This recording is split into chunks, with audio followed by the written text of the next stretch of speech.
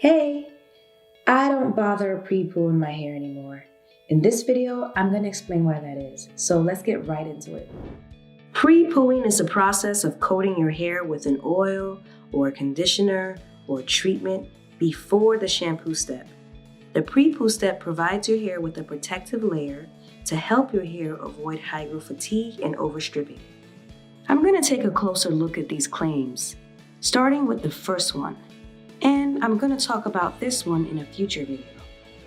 Hygral fatigue or moisture overload or overconditioning is a term that popped up out of nowhere around the early 2000s. It basically describes a so-called condition where over-moisturization of hair from too much water penetration causes the hair strands to expand and swell.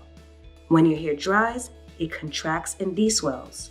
It's said that this swelling and deswelling will eventually weaken your hair, alter your curl pattern, and cause hair loss.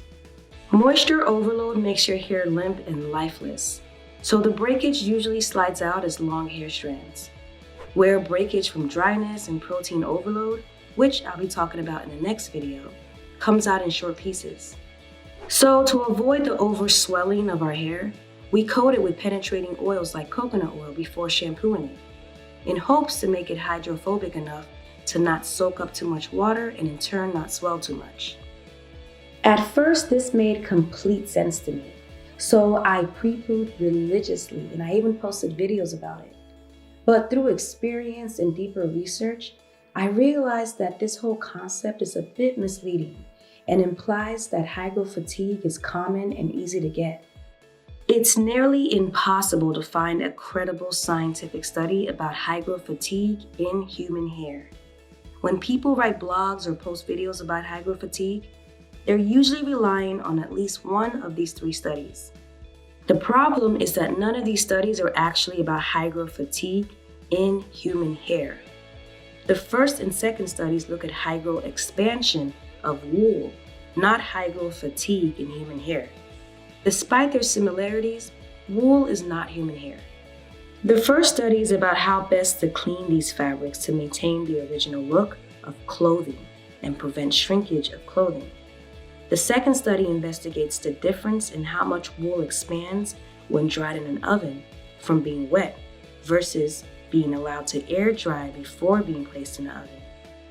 I don't know about you, but I don't go around drying my hair in an oven.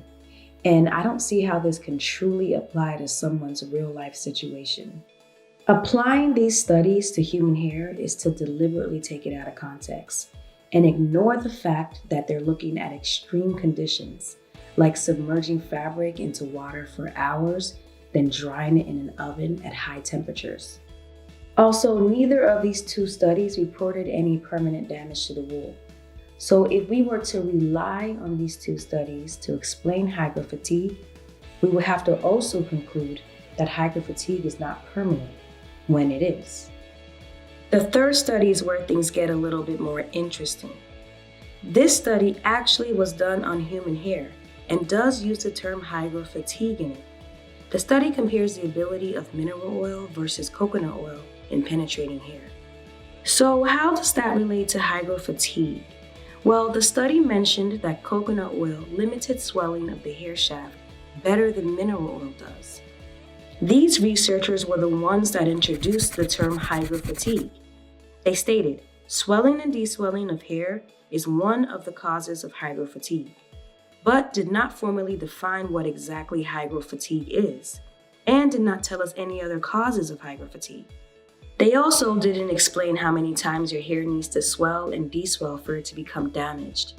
After all, if all it takes for you to have hygral fatigue is for your hair to swell and deswell a few times, then I guess we all have hygral fatigue. Hygral fatigue is not a scientific term.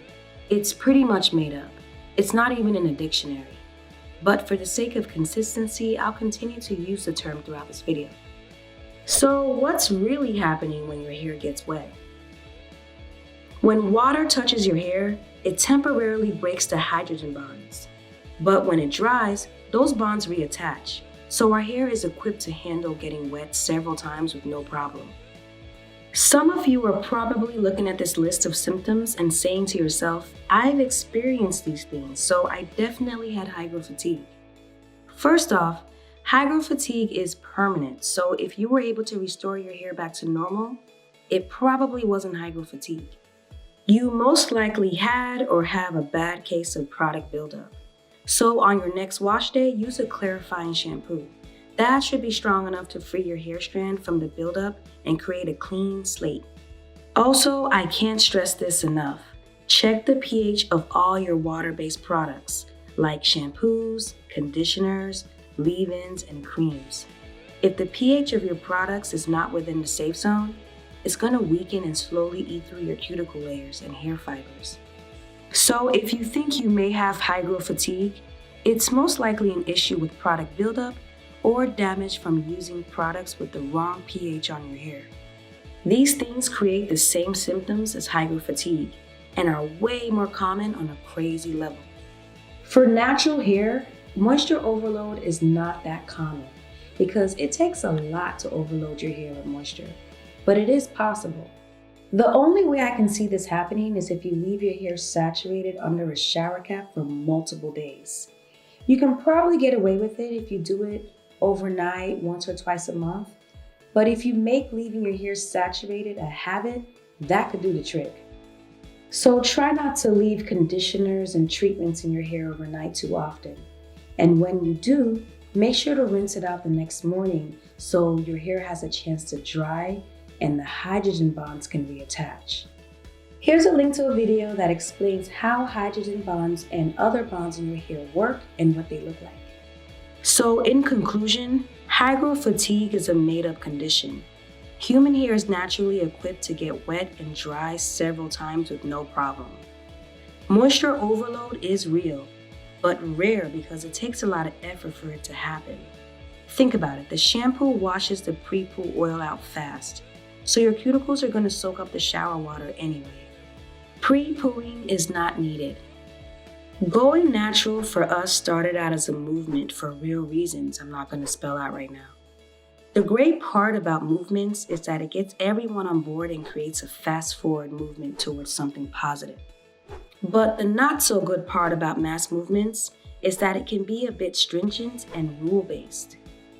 We kind of start doing things because that's how it should be done, not necessarily because it's helping or benefiting. In my opinion, pre-pooing is looking like one of those things, at least for a lot of us.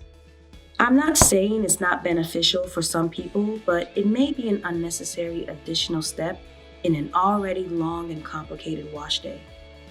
Ultimately, the choice is up to you. If you feel like it's helping you, then continue to pre-poo your hair. If you're thinking of simplifying your wash days, then you may want to look into removing this step.